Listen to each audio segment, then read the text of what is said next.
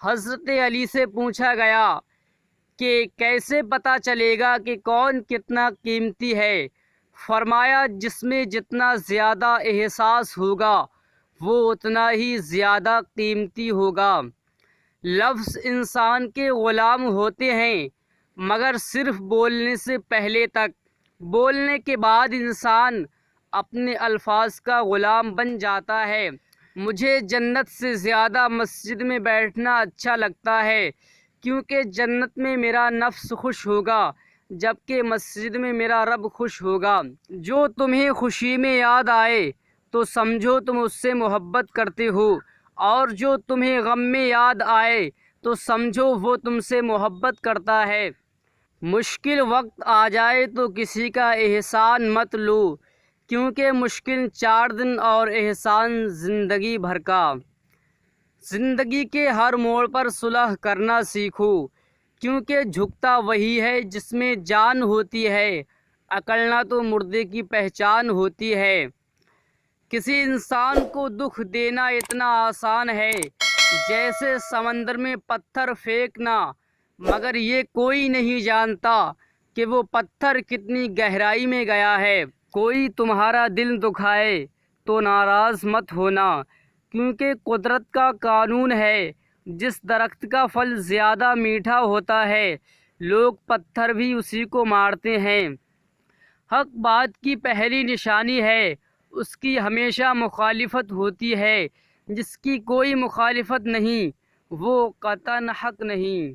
زندگی جینے کے 2 ہی راستے ہیں، بھول جاؤ انہیں جن کو معاف نہیں کر سکتے، اور معاف کر دو انہیں جن کو بھول نہیں سکتے۔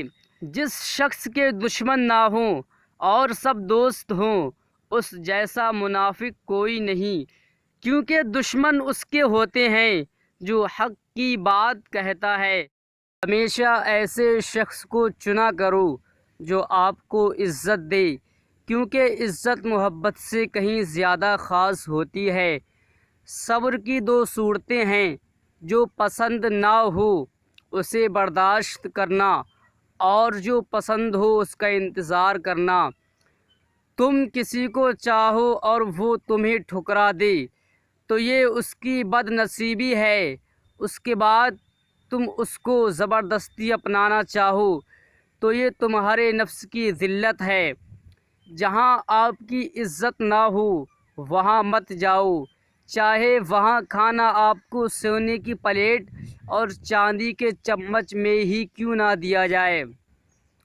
جہاں بھی رہو خدا سے ڈرو، ہمیشہ حق بات کہو اگرچہ تلخ ہو یعنی کڑوی ہو۔ ہمیشہ اس انسان کی بہت عزت کرو جو آپ کو ناپسند ہو، کیونکہ ہو سکتا ہے کہ آپ کی عزت کرنے سے اس کا کردار بدل جائے۔ زندگی میں خود کو کبھی کسی کا عادی مت بنانا، کیونکہ انسان بہت خود غرض ہے۔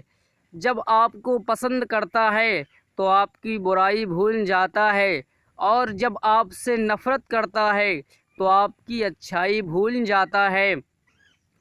اگر کوئی آپ کی فکر کرتا ہے تو اس کی قدر کرو، کیونکہ دنیا میں تماشائی زیادہ اور فکر کرنے والے بہت کم ہوتے ہیں۔ زبان کا وزن بہت ہی ہلکا ہوتا ہے مگر بہت کم لوگ ہی سنبھال پاتے ہیں۔